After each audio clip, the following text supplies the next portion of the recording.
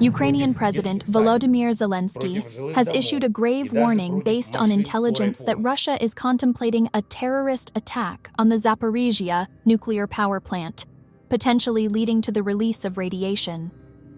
Zelensky, in a video statement shared on Telegram, stated, "They have prepared everything for this." The president pointed out the global implications of such an event, noting that radiation doesn't respect national boundaries, with the direction of its spread dictated by the wind.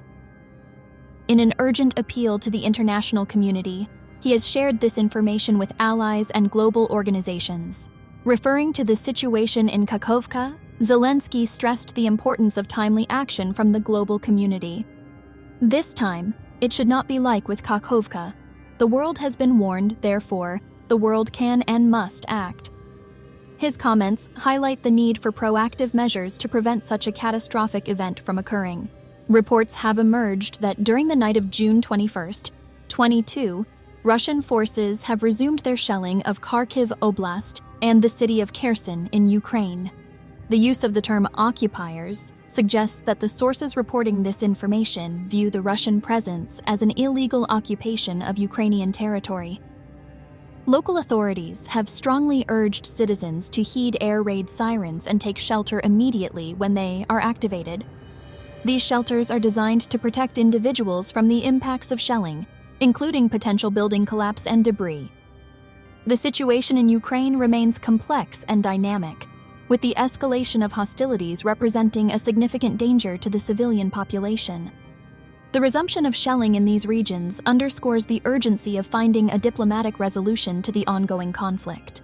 Yevgeny Prigozhin, known as the financier of the Wagner Group, a private military company allegedly linked to the Russian government, has publicly criticized Russia's military leadership for supposedly lying to President Vladimir Putin about the extent of Russian casualties in the conflict. Prigozhin has been outspoken in his criticism of Defense Minister Sergei Shoigu and Chief of the General Staff Valery Gerasimov. In a series of audio messages, Prigozhin accused Shoigu and Gerasimov of feeding the president misinformation, suggesting that they are subscribing to the principle that the more outrageous the lie, the more likely people are to believe it. He warned that the Russian people are being misled, and voiced his concern that Russia, as a nation, could be jeopardized if this continues. Prigozhin's claims could indicate deepening rifts within Russia's power structures, but it's crucial to note that his comments should be taken with a grain of caution. Prigozhin is a controversial figure, known for his close ties to the Kremlin and his involvement in various illicit activities, including disinformation campaigns. Therefore, the motivations and accuracy behind his statements should be thoroughly scrutinized. Director General of the International Atomic Energy Agency, IAEA, Rafael Grossi, has labeled the situation at the Zaporizhzhia nuclear power plant, NPP, in Ukraine as extremely fragile, following his visit to the site. The loss of the Kakhovka reservoir was noted as a major disaster for the region, causing severe difficulties for the operation of the Zaporizhzhia NPP.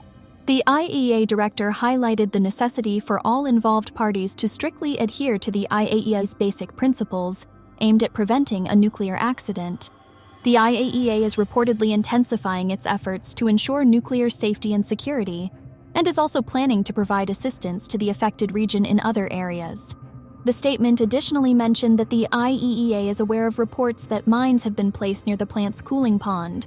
While the IAEA had previously known about the placement of mines outside the plant's perimeter and in certain places inside, Grossi was unable to detect them during his visit to the plant. The IAEA's assessment is that while the presence of any explosive devices is not in line with safety standards, these specific placements would not significantly affect the main safety functions of the facility. The IAEA is closely monitoring the situation.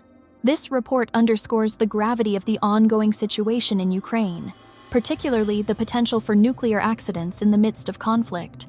Preliminary investigations into the explosion in a 16-story residential building in the Dnipro district of Kyiv suggest that a gas leak was the root cause of the incident, as reported by the Kyiv City Military Administration, KMVA.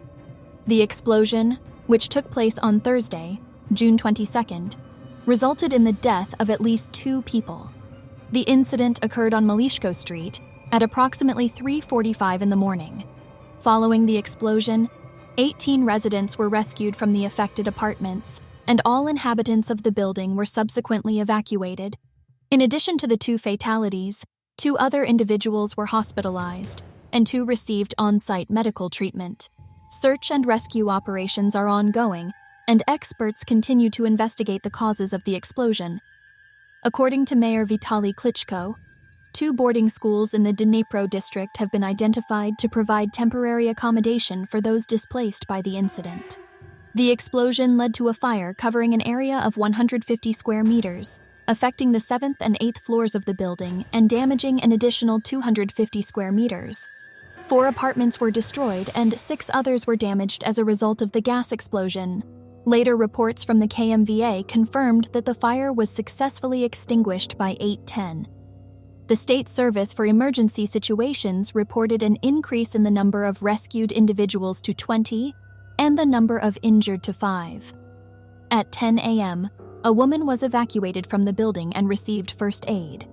The police of Kyiv have initiated criminal proceedings under Part 2, Article 270 of the Criminal Code of Ukraine, following the explosion. This pertains to the violation of the fire or man-made safety requirements established by law, which led to the loss of life. On the night of June 22nd, Russia launched drone and missile attacks on Odessa and Kryvyi Rih, as reported by Natalia Humenyuk, spokesperson for Operational Command South.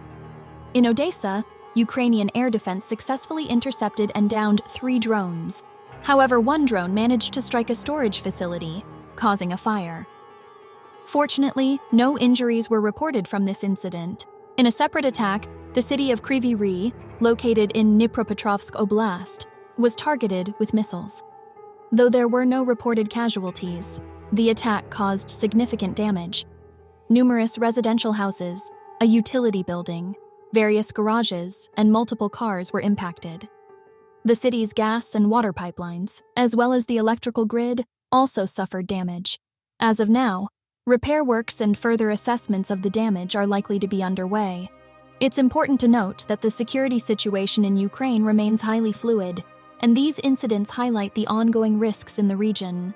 Ukrainian Infrastructure Minister Oleksandr Kubrakov has announced at the Ukraine Recovery Conference in London that 5 major companies have shown interest in concession projects at the Hornomorsk seaport on the Black Sea coast in Odessa Oblast.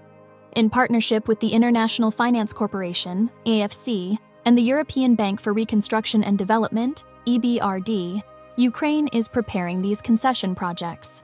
A concession is a type of public-private partnership where a government-owned asset is given to a private company to operate and maintain for a certain period of time. The private company usually makes a significant investment in the asset and pays a fee to the government. The projects at Chornomorsk Port are key initiatives, and competitive tendering for concession rights is planned for the end of 2023. The Danish logistics company AP Møller-Maersk has also confirmed its interest in concession rights of the container terminal of this port. This is a promising sign for Ukraine's infrastructure sector as it seeks international partnerships and investments to develop its ports, enhance its logistic capacities, and boost its economy. Reports have emerged of an alleged Ukrainian attack damaging the Chonhar Bridge, a crucial connection point between the Ukraine-occupied Crimea and Kherson Oblast. The reports came from the Russian occupying authorities in both regions. The Chonhar Bridge was struck at night. There were no casualties. At the moment, the bomb technicians are conducting an examination to assess the type of ammunition. The specialized services started the examination of the roadway, noted Sergei Aksyonov, the Russian-appointed Crimea governor, on Telegram. He added that traffic had been redirected to an alternate route. Vladimir Saldo, the head of the Russian occupation administration in Kherson Oblast, accused the criminal Kyiv regime of shelling civilian objects, including bridges on the administrative border between Kherson Oblast and Crimea near Chonhar. However, he didn't provide evidence that multiple bridges were attacked. There are 3 primary vehicular bridges and 2 railway bridges connecting Crimea to mainland Ukraine, one near Armyansk with bridges across the North Crimean Canal, one in Chonhar town with bridges across the Sivash Lagoon, and another in Henichesk, with a bridge connecting the town with Crimea's Arabat Spit. These connections play a crucial role in the Russian military logistics network, aiding transport between occupied Crimea and Kherson Oblast. Crimea relies on a land bridge in southern Ukraine, captured by Russia during the early stages of its full-scale invasion, and the Kerch Strait Bridge, constructed by Russia after Crimea's occupation to establish a link with Russia's Krasnodar Krai. Saldo claimed Ukraine used British Storm Shadow missiles to target the bridge. However, the limited damage evident in the shared photos doesn't match the Storm Shadow's 450 kilograms warhead's destructive power. The latest updates suggest that not only the main bridge was hit at Chonhar, but also an unused old one. Reports have emerged of an alleged Ukrainian attack damaging the Chonhar Bridge, a crucial connection point between the Ukraine-occupied Crimea and Kherson Oblast. The reports came from the Russian-occupying authorities in both regions. The Chonhar Bridge was struck at night. There were no casualties. At the moment, the bomb technicians are conducting an examination to assess the type of ammunition. The specialized services started the examination of the roadway, noted Sergei Aksyonov, the Russian-appointed Crimea governor, on Telegram. He added that traffic had been redirected to an alternate route. Vladimir Saldo, the head of the Russian Occupation Administration in Kherson Oblast, accused the criminal Kyiv regime of shelling civilian objects, including bridges on the administrative border between Kherson Oblast and Crimea near Chonhar. However, he didn't provide evidence that multiple bridges were attacked. There are 3 primary vehicular bridges and 2 railway bridges connecting Crimea to mainland Ukraine, one near Armyansk with bridges across the North Crimean Canal, one in Chonhar town with bridges across the Sivash Lagoon, and another in Henichesk with a bridge connecting the town with Crimea's Arabat Spit. These connections play a crucial role in the Russian military logistics network, aiding transport between occupied Crimea and Kherson Oblast.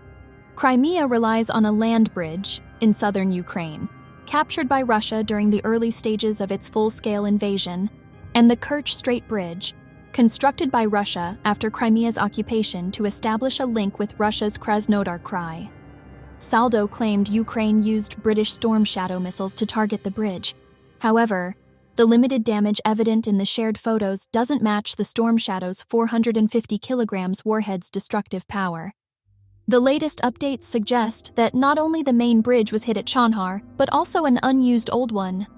In a recent report to Russian President Vladimir Putin, Defense Minister Sergei Shoigu has announced plans to form a reserve army by the end of June, further bolstering the Russian military with thousands of pieces of equipment. By the end of June, a reserve army will be formed, and in the near future, an army corps is to be shaped.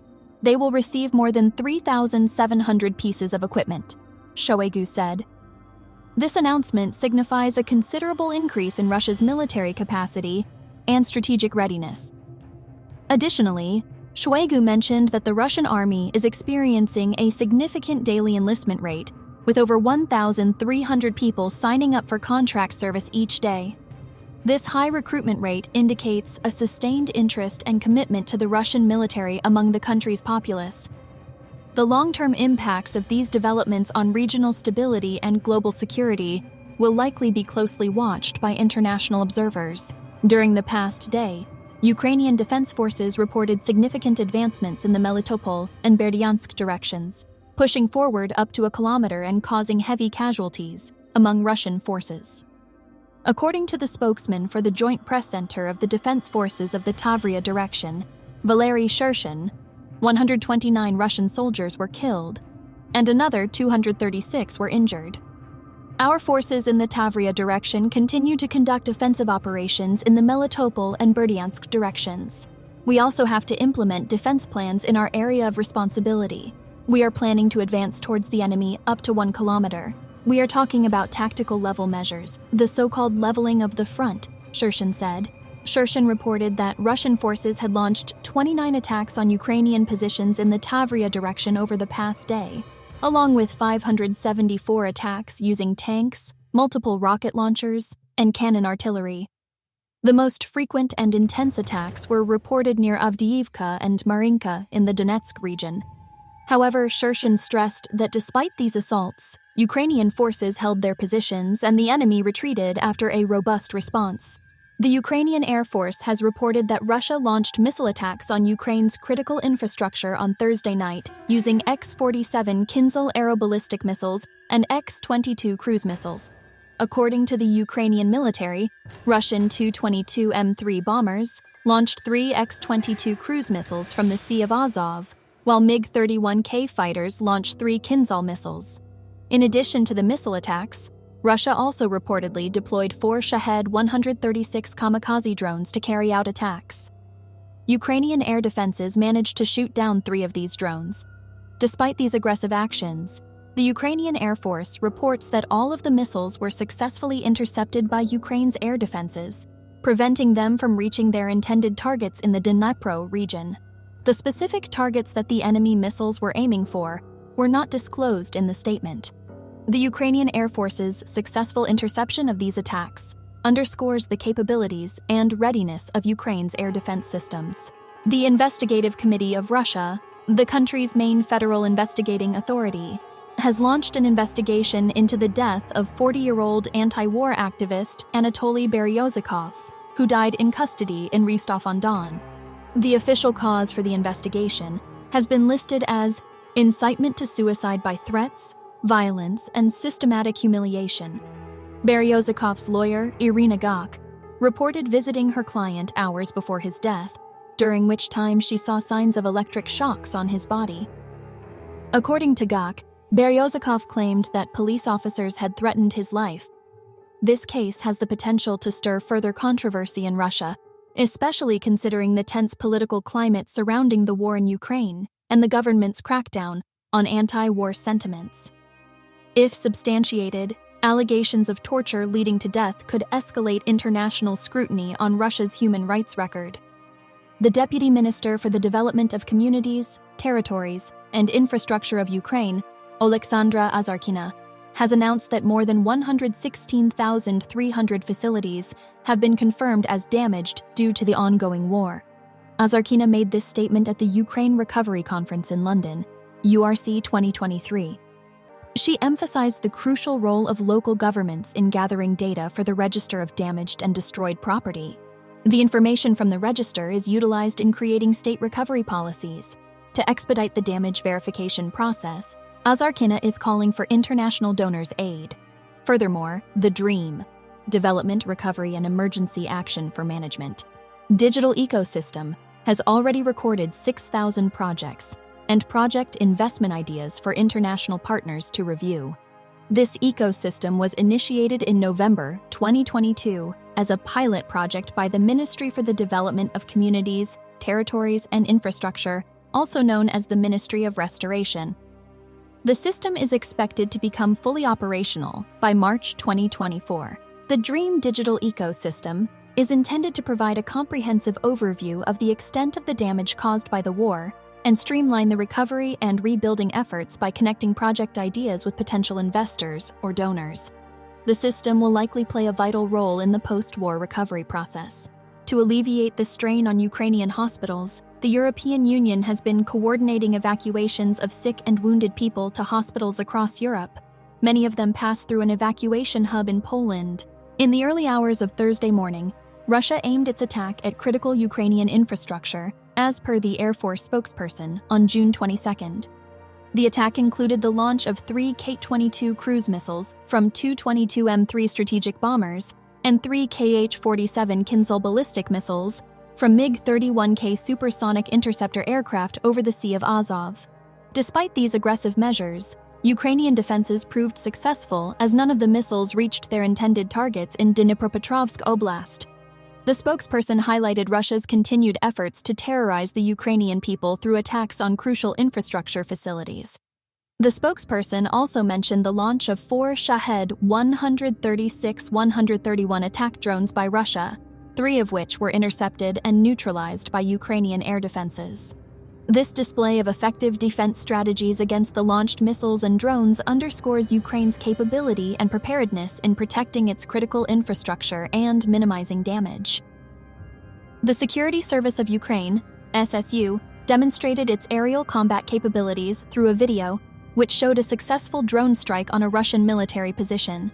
The operation took place near Kherson, carried out by a task force from the Autonomous Republic of Crimea branch of the SSU. The Russian forces were reportedly in the process of boarding a boat when the drone attacked. Adding another layer to the operation, the SSU intercepted a conversation among the Russian soldiers during the attack. The soldiers were heard debating whether the drone spotted in the sky was Russian, only to be told it was not, right before the drone released 2 Vaj explosive devices on them. The intercepted conversation revealed that 3 Russian soldiers were injured during the drone strike, with 1 soldier sustaining severe injuries. The video showed that the Russian position was situated on the left bank of the Dnipro, near Nova Kakhovka, in an area that was flooded after the explosion at the Kakhovka power plant. The effective drone strike and the intercepted conversation underscore the capabilities of the Ukrainian forces in disrupting Russian military activities. A Russian Mi-24 attack helicopter crash-landed in the Barnavichi district of Belarus's Brest region, as reported by the Belarusian Ministry of Defense. The incident, which occurred around 1:30 p.m., resulted in injuries to the crew members. However, no casualties or damage were reported on the ground. The Mi-24, also known as the Crocodile, is a Soviet-Russian attack helicopter with a crew of 3 and the capacity to carry up to 8 paratroopers. An investigation is underway to determine the cause of the crash. Images from the crash site have been published on the Charter 97 Telegram channel, which confirmed that the aircraft belonged to the Russian armed forces. The general director of the state defense concern, Ukroboronprom, Yuri Husiev, has been dismissed from his role, with the selection of his replacement anticipated to occur on Wednesday, June 28th. This decision was reportedly agreed upon amicably with the Minister for Strategic Industries, Alexander Kamyshin, and is not being described as a resignation, but rather a planned action. Husiev was appointed with the mandate to restructure the concern into a joint stock company, a duty which he has fulfilled. Consequently, the newly transformed joint stock company will be led by a new individual. The main contenders for Husiev's position are currently the Deputy Minister for Strategic Industries, Serhiy Boyev, and the General Director of the SEVO Malyshev factory, Herman Smetnin. However, it has been reported that Boyev is not interested in assuming the proposed role. On June 22nd, Colonel Mykola Urshalovich, Deputy Director of the Department of Planning for the Main Directorate of the National Guard of Ukraine, reported at a briefing in Kyiv that the Russian forces conducted unsuccessful attacks on the National Guard units at the Kupiansk, Lyman, and Seversk directions in eastern Ukraine. The alleged goal of these assaults was to divert Ukrainian reserves from the southern front, where Ukrainian forces are carrying out counter-offensive operations. During these assaults, the Russians were said to have actively used rocket artillery and aviation. This comes after the Ukrainian Defense Ministry previously reported Russian offensive attempts in the directions of Lyman, Donetsk Oblast, and Kupiansk, Kharkiv Oblast. In the Bakhmut sector, the National Guard's reconnaissance and strike units reportedly continued to destroy enemy equipment and field ammunition depots, depleting the enemy's ability to maintain an active defense. In the Melitopol sector, Zaporizhzhia Oblast, National Guard units, alongside other components of the defense forces, continued to engage in offensive actions, as per Colonel Urshalovich's report. According to a report by the United Nations, Russian military forces and affiliated armed groups have been included in its list of shame for violations of children's rights in the ongoing war in Ukraine. The UN Secretary-General Antonio Guterres has expressed his shock over the high number of attacks on schools and hospitals and the significant number of children affected. The report, which was leaked to the media before its official release, provides data on the number of children affected by Russian attacks. These include 518 children maimed, 136 children killed, and 91 instances of children being used as human shields. It also verifies 480 attacks by Russian forces on schools and hospitals, despite Russia's claims that it hasn't targeted civilians during the invasion. In the report, the UN also provides figures regarding harm to children committed by Ukrainian forces. It lists 80 children killed and 212 attacks on schools and hospitals attributed to Ukrainian troops. In total, there have been 477 children killed and 909 maimed, leaving a number of deaths and injuries unattributed. The report also outlines 91 verified cases of children being abducted by Russian armed forces, although all abducted children have been released. There are, however, ongoing concerns that many more Ukrainian children have been taken under the pretense of a Russian campaign to protect children abandoned in the war zone. Earlier, the International Criminal Court, ICC, issued arrest warrants, accusing Putin and other Russian officials of being responsible for the illegal deportation of children, which is a war crime. The Kremlin, however, dismissed the warrant, arguing that it is void because Russia is not under the ICC's jurisdiction. It should be noted that Ukraine is also not a member of the ICC. According to a report by Naval News, the Russian Navy is allegedly attempting to camouflage its patrol frigate Admiral Essen in the Black Sea to visually alter the type of the vessel and potentially deceive operators of optical observation instruments. The change in appearance is meant to make it difficult for drone operators and surveillance systems to accurately identify the vessel, thereby making it appear as a less valuable target. The Admiral Essen's lighter dome of the Positive M radar system has been highlighted as a distinctive feature to identify the vessel in satellite images. On the other hand, the Admiral Makarov frigate, another ship of the same type based in Sevastopol, has a dome of the radar that matches the gray color of the rest of the ship. This color coordination helps the ship blend in more seamlessly with its surroundings. This camouflage scheme may be a response to the increasing use of naval drones by the Ukrainian forces, which use cameras to identify and track potential targets. As such, altering the appearance of the ship could confuse the drones and their operators. Notably, Russian war correspondents have previously reported that the Russian Navy's Ivan Kurs ship came under attack by an unidentified sea drone north of the Bosporus. The Ukrainian Ministry of Foreign Affairs has issued an urgent call to the international community to respond to information regarding a potential terrorist attack by Russia at the occupied Zaporizhzhia nuclear power plant, ZNPP. They have emphasized that such an act would be a gross violation of international law and nuclear safety standards, including the fundamental principles outlined by the International Atomic Energy Agency, IAEA. Labeling Russia as a terrorist state, the ministry has criticized Russia for breaching the key principles of international nuclear security law and failing to honor its contractual obligations. It has expressed concerns that Russia has yet to face just consequences for its actions. The Ukrainian ministry is urging the international community, notably the G7 and the European Union, to act immediately to prevent a nuclear disaster at the ZNPP. They are recommending the implementation of stricter restrictive measures against the Russian nuclear industry and the military-industrial complex. In a strong message, the ministry has insisted on the need to officially recognize Russia as a terrorist state and to ensure inevitable political, economic, and legal consequences for all the crimes and illegal actions it has committed.